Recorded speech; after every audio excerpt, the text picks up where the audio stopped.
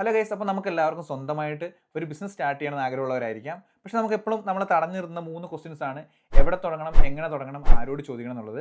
അപ്പോൾ അതിനുള്ള ഒരു സൊല്യൂഷനാണ് ഈ ഒരു ചാനലിൽ വീഡിയോസ് ആയിട്ട് ഞാൻ അപ്ലോഡ് ചെയ്യാൻ പോകുന്നത്. അപ്പോൾ നിങ്ങൾ ഈ ഒരു ചാനൽ ഫോളോ ചെയ്ത് വെക്കുക. ഇന്നത്തെ കാലത്ത് നമുക്ക് വീട്ടിലിരുന്ന് തന്നെ ഓൺലൈനായിട്ട് നല്ല രീതിയിൽ ഇൻകം ജനറേറ്റ് ചെയ്യാനും ബിസിനസ് റൺ ചെയ്യാനും ഉള്ള ഓപ്ഷൻസ് ഉണ്ട്. നമുക്ക് പല പ്ലാറ്റ്ഫോംസ് ഉണ്ട്. ഇൻസ്റ്റാഗ്രാം ഉണ്ട്, ഫേസ്ബുക്ക് ഉണ്ട്, യൂട്യൂബ് ഉണ്ട്. അപ്പോൾ ഇതിലൊക്കെ നമുക്ക് ചെയ്യാൻ പറ്റും. പക്ഷേ നല്ല ഫോളോവേഴ്സ് വേണം. അപ്പോൾ അതൊന്നും ഇല്ലാണ്ട് ചെയ്യാൻ പറ്റുന്ന ഒരു ഓപ്ഷനാണ് ആമസോൺ എന്നുള്ളത്.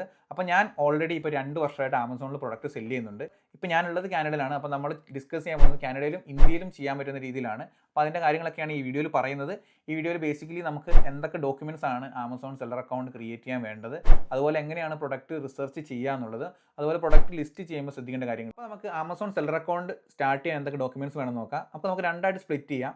നമുക്ക് ഇന്ത്യയും കാനഡയും നോക്കാം. ഓൾമോസ്റ്റ് സിമിലർ ഡോക്യുമെൻറ്റ്സ് ആണ്, പക്ഷേ ചെറിയ വേരിയേഷൻ ഉണ്ട്. കൺട്രി അനുസരിച്ചുള്ള ഒരു വ്യത്യാസമേ ഉള്ളൂ. അപ്പോൾ ഇന്ത്യയിലാണെന്നുണ്ടെങ്കിൽ നമുക്ക് GST നമ്പർ വേണം, അതുപോലെ തന്നെ നമുക്കൊരു ബാങ്ക് അക്കൗണ്ട് വേണം, പിന്നെ നമ്മുടെ പാൻ കാർഡ് വേണം. അപ്പോൾ ഇത്രയും കാര്യങ്ങളാണ് നമുക്ക് ഇന്ത്യയിൽ വേണ്ടത്. അപ്പോൾ നമ്മൾ ഇനി കാനഡയിൽ നോക്കുകയാണെന്നുണ്ടെങ്കിൽ നമുക്കൊരു ബിസിനസ് നമ്പർ വേണം. അപ്പോൾ നമ്മൾ 2-3 പേര് ചേർന്നാണ് സ്റ്റാർട്ട് ചെയ്യുന്നതെങ്കിൽ നമുക്കൊരു ബിസിനസ് നമ്പർ നമുക്ക് വേണം. അപ്പോൾ ബിസിനസ് രജിസ്റ്റർ ചെയ്യണം. നിങ്ങൾ സിംഗിളായിട്ടാണ് സ്റ്റാർട്ട് ചെയ്യുന്നതെങ്കിൽ നിങ്ങൾക്ക് സിൻ നമ്പർ വെച്ചും സ്റ്റാർട്ട് ചെയ്യാൻ പറ്റും. പക്ഷേ എപ്പോഴും നിങ്ങൾ സിംഗിൾ ആണെങ്കിലും നിങ്ങളൊരു ബിസിനസ് അക്കൗണ്ട് ക്രിയേറ്റ് ചെയ്ത് അങ്ങനെ ചെയ്യുന്നതാണ് എപ്പോഴും നല്ലത് എന്ന് ഞാൻ പറയുള്ളൂ. പിന്നെ നമുക്ക് വേണ്ടത് ഒരു ID പ്രൂഫാണ്. ID പ്രൂഫ് എന്ന് വെച്ച് കഴിഞ്ഞാൽ നിങ്ങളിപ്പോൾ പെർമനൻറ്റ് റെസിഡൻ്റ് ആണ്, നിങ്ങൾക്ക് PR കാർഡോ ഒക്കെ ഉപയോഗിക്കാൻ പറ്റും. അതല്ല നിങ്ങളൊരു സ്റ്റുഡൻ്റ് ആണെന്നുണ്ടെങ്കിൽ നിങ്ങളുടെ പാസ്പോർട്ട് നിങ്ങൾക്ക് യൂസ് ചെയ്യാൻ പറ്റും ID ആയിട്ട്. അപ്പോൾ ഈ ഒരു കാര്യമാണ് വേണ്ടത്. പിന്നെ നിങ്ങൾക്ക് വേണ്ടത് ഒരു ബാങ്ക് അക്കൗണ്ട് വിത്ത് ഒരു ക്രെഡിറ്റ് കാർഡാണ്. ഈ ക്രെഡിറ്റ് കാർഡ് നമ്മുടെ ആമസോണിൻ്റെ പേയ്മെൻറ്റും കാര്യങ്ങളൊക്കെ ചെയ്യാനായിട്ട് ക്രെഡിറ്റ് കാർഡ് ഡീറ്റെയിൽസ് ആണ് കൊടുക്കേണ്ടത്. അതുപോലെ തന്നെ നിങ്ങൾ ബാങ്ക് അക്കൗണ്ടിലേക്കാണ് അവിടുത്തെ പേയ്മെൻറ്റും കാര്യങ്ങളും വരിക. അപ്പോൾ ഇത്രയും കാര്യങ്ങളാണ് നമുക്ക് ഇന്ത്യയിലും കാനഡയിലും വേണ്ടി വരിക. ഇനി നമ്മൾ എപ്പോഴും നേരിടുന്ന ഒരു പ്രശ്നമാണ് ആമസോൺ അക്കൗണ്ട് ക്രിയേറ്റ് ചെയ്തതിനു ശേഷം ഏത് രീതിയിൽ ഈ പ്രൊഡക്റ്റ് ഡെലിവറി ചെയ്യണം, കസ്റ്റമേഴ്സിലേക്ക് എത്തിക്കണം എന്നുള്ളത്. അതിന് 2 ഓപ്ഷൻസ് ആണ് ആമസോൺ തരുന്നത്. ഒന്ന് FBAയും ഒന്ന് FBMഉം. FBA എന്ന് പറഞ്ഞിട്ടുണ്ടെങ്കിൽ ഫുൾഫിൽമെൻറ്റ് ബൈ ആമസോണും, FBM എന്ന് പറഞ്ഞാൽ ഫുൾഫിൽമെൻറ്റ് ബൈ മർച്ചൻറ്റുമാണ്. അപ്പോൾ ഇതിനകത്ത് രണ്ട് ഡിഫറെൻറ്റ് കാറ്റഗറി, 2 ഡിഫറെൻറ്റ് രീതിയിലാണ് കാര്യങ്ങൾ വർക്ക് ചെയ്യുന്നത്. അപ്പം FBMനെ കുറിച്ച് നോക്കുകയാണെന്നുണ്ടെങ്കിൽ മർച്ചൻ്റാണ് എല്ലാ കാര്യങ്ങളും ചെയ്യുക. അതായത് നമ്മളായിരിക്കും എല്ലാ കാര്യങ്ങളും ഷിപ്പ് ചെയ്യുക. നമുക്കൊരു ഓർഡർ വന്നു കഴിഞ്ഞാൽ നമ്മൾ എന്ത് ചെയ്യുക, നമ്മളാണ് എല്ലാ കാര്യങ്ങളും ഷിപ്പ് ചെയ്യുക. അതിൻ്റെ പാക്കിങ് തൊട്ട് ഷിപ്മെൻറ്റിൻ്റെ കാര്യങ്ങളും ഒക്കെ നമ്മളാണ് ചെയ്യുക. അപ്പോൾ അതിൻ്റെ ഒരു പോസിറ്റീവ് സൈഡ് എന്ന് വെച്ചാൽ നമുക്ക് ചെറിയൊരു സർവീസ് ചാർജ് ആമസോൺ ഈടാക്കുന്നുള്ളൂ. പക്ഷേ അതിൻ്റെ നെഗറ്റീവ് സൈഡ് എന്ന് വെച്ചിട്ടുണ്ടെങ്കിൽ നമുക്ക് ഇതിൻ്റെ എല്ലാ എഫേർട്ടും വരും. അപ്പോൾ നമ്മൾ എന്തെങ്കിലും എമർജൻസി ഒക്കെ വന്നിട്ടുണ്ടെങ്കിൽ നമുക്ക് ഷിപ്പ് ചെയ്യാതെ വരും. അപ്പോൾ അത് ഡിലേ ആവും. പിന്നെ റിട്ടേൺസ് ഒക്കെ നമ്മൾ തന്നെ ഹാൻഡിൽ ചെയ്യേണ്ടി വരും. അതാണ് ഈ FBMൻ്റെ ഒരു ഏറ്റവും വലിയ പോരായ്മ. അപ്പോൾ നമുക്ക് ഇനി FBAനെ കുറിച്ച് നോക്കുകയാണെന്നുണ്ടെങ്കിൽ ആമസോൺ ആയിരിക്കും എല്ലാ കാര്യങ്ങളും ചെയ്യുക. ഒരു ബിഗിനർ എന്ന രീതിയിൽ FBA ആണ് ഏറ്റവും നല്ല ഓപ്ഷൻ. കാരണം ആമസോൺ എല്ലാ കാര്യവും ഷിപ്പ് ചെയ്യും. നമ്മൾ ആകെ വേണ്ടത് നമുക്ക് വേണ്ട പ്രൊഡക്റ്റ് പാക്ക് ചെയ്ത്, ഇപ്പോൾ നമ്മളൊരു 1000 പീസ് ആണെന്നുണ്ടെങ്കിൽ അത് പാക്ക് ചെയ്ത് ആമസോണിൻ്റെ വെയർഹൗസിലേക്ക് അയച്ചു കഴിഞ്ഞാൽ അതിൻ്റെ ഓർഡറും ഡെലിവറിയും കാര്യങ്ങളെല്ലാം ആമസോൺ തന്നെ നോക്കിക്കോളും. റിട്ടേണും കാര്യങ്ങളും ആമസോൺ നോക്കിക്കോളും. നമ്മൾ ജസ്റ്റ് ഒന്ന് മോണിറ്റർ ചെയ്തുകൊണ്ടിരുന്നാൽ മതി. അതുപോലെ നമ്മളിപ്പോൾ അവൈലബിൾ അല്ല, നമ്മൾ നാട്ടിൽ പോയാലും നമ്മുടെ ബിസിനസ് നല്ല രീതിയിൽ റൺ ചെയ്യാൻ പറ്റും. പക്ഷേ അതിനൊരു ഡൗൺ സൈഡ് ഉണ്ട്. അതെന്താണെന്ന് വെച്ചിട്ടുണ്ടെങ്കിൽ നമുക്ക് ഒരു സർവീസ് ചാർജ് ആമസോണിന് കൊടുക്കേണ്ടി വരും. അപ്പോൾ ഈ കാര്യങ്ങളാണ് FBAയും FBMനെ കുറിച്ച് എനിക്ക് പറയാനുള്ളത്. അപ്പോൾ മൂന്നാമത്തെ കാര്യം എന്ന് വെച്ചാൽ എങ്ങനെയാണ് ഒരു പ്രൊഡക്റ്റ് സെർച്ച് ചെയ്ത് കണ്ടുപിടിക്കുക എന്നുള്ളതാണ്. അപ്പോൾ ഞാൻ യൂസ് ചെയ്യുന്നത് വളരെ സിമ്പിളായിട്ട് ഫ്രീ ആയിട്ടുള്ള ഒരു രീതിയാണ്. ഞാൻ ചെയ്യുന്നത് ആമസോണിൽ തന്നെ കയറി സെർച്ച് ചെയ്ത് നോക്കും. എനിക്ക് സെല്ല് ചെയ്യാൻ ആഗ്രഹമുള്ള പ്രൊഡക്റ്റ്, ആ പ്രൊഡക്റ്റ് ഞാൻ അല്ലെങ്കിൽ എനിക്കൊരു പൊട്ടൻഷ്യൽ കാണുന്ന ഒരു പ്രൊഡക്റ്റ് ഞാൻ സെർച്ച് ചെയ്ത് നോക്കും. എന്നിട്ട് അതിനകത്ത് അതിൻ്റെ സെയിൽസ് റേറ്റ് നമുക്ക് സാധാരണ പ്രൊഡക്റ്റിൻ്റെ മുകളിലായിട്ട് കാണിക്കും.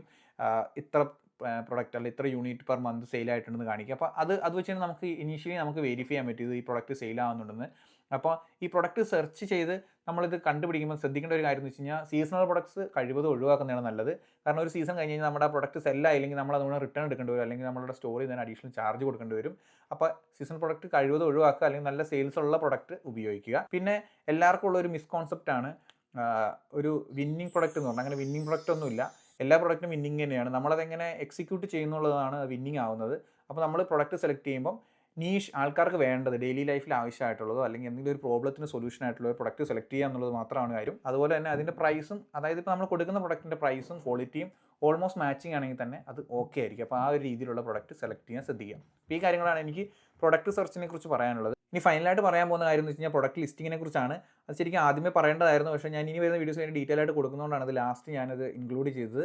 അപ്പം ബേസിക്കായിട്ട് നമ്മൾ നല്ല high quality high resolution pictures എടുക്കുന്നതാണ് ഏറ്റവും നല്ലത്. അതാണ് അപ്ലോഡ് ചെയ്യേണ്ടതും. കാരണം പ്രൊഡക്റ്റ് ആൾക്കാർ കാണുന്നത് പിക്ചറിലൂടെയാണ്, അവരത് ഫീൽ ചെയ്യുന്നില്ല. അപ്പോൾ അതുകൊണ്ട് തന്നെ നിങ്ങളുടെ പ്രൊഡക്റ്റിൻ്റെ ക്വാളിറ്റി മനസ്സിലാക്കുന്നത് പിക്ചറിലൂടെ മാത്രമാണ്. അപ്പോൾ നല്ല ഹൈ ക്വാളിറ്റി പിക്ചേഴ്സ് അപ്ലോഡ് ചെയ്യുക. പ്രൊഫഷണൽസിന് ഉപയോഗിച്ചെടുപ്പിക്കുക, അല്ലെങ്കിൽ നിങ്ങളുടെ ഫോണായാലും മതി. ഇന്നത്തെ കാലത്ത് ഫോണിൽ നല്ല ക്വാളിറ്റിയുള്ള പിക്ചേഴ്സ് കിട്ടും. അപ്പോൾ ഫോൺ ഉപയോഗിച്ച് ഫോട്ടോ എടുത്താലും മതി. അതുപോലെ തന്നെ before and after pictures include ചെയ്യുന്നത് നല്ലതാണ്. അപ്പോൾ കസ്റ്റമേഴ്സിന് മനസ്സിലാവും എന്താണ്, ഇത് എങ്ങനെയാണ് വർക്ക് ചെയ്യുന്നുള്ള കാര്യങ്ങൾ. പിന്നെ കൃത്യമായിട്ടുള്ള ഡീറ്റെയിൽസ്, ഡയമെൻഷൻസ് കാര്യങ്ങളൊക്കെ ആഡ് ചെയ്യുക. പിന്നെ എന്തൊക്കെ അഡ്വാൻറ്റേജ് ആണ് കിട്ടുക എന്നുള്ളത് കൃത്യമായിട്ട് പിക്ചേഴ്സിൽ കൂടെ തന്നെ മനസ്സിലാവുന്ന രീതിയിൽ സെറ്റ് ചെയ്യുക. അപ്പോൾ ഇതിൻ്റെ ഓവറോൾ കാര്യം എന്താണെന്ന് വെച്ച് കഴിഞ്ഞാൽ, നിങ്ങൾ ആ ഒരു ഇമേജ് കണ്ടു കഴിഞ്ഞാൽ, നിങ്ങൾ ആ ഒരു പ്രൊഡക്റ്റ് മേടിക്കാൻ വരുന്ന ആളാണെങ്കിൽ നിങ്ങളത് ക്ലിക്ക് ചെയ്യുമോ എന്നുള്ളതാണ്. ഓരോ ക്ലിക്കുമാണ് ഓരോ സെയിലാവുന്നത് എന്നുള്ളത് കാര്യം മറക്കരുത്. അപ്പോൾ അത് ക്ലിക്ക് ചെയ്യാനുള്ള ഒരു അട്രാക്റ്റീവ് ആയിട്ടുള്ള ഇമേജ് വേണം അതിനകത്ത് അപ്ലോഡ് ചെയ്യാനായിട്ട്. നിങ്ങൾക്ക് ഇൻഫോർമേറ്റീവായിട്ട് തോന്നിയിട്ടുണ്ടെങ്കിൽ വീഡിയോ ഒന്ന് ലൈക്ക് ചെയ്യുക, ഷെയർ ചെയ്യുക. അതുപോലെ പേജ് ഒന്ന് ഫോളോ ചെയ്ത് നോക്കുക. അപ്പോൾ നമുക്കിനി പുതിയ വീഡിയോസ് കാണാം. Stay tune.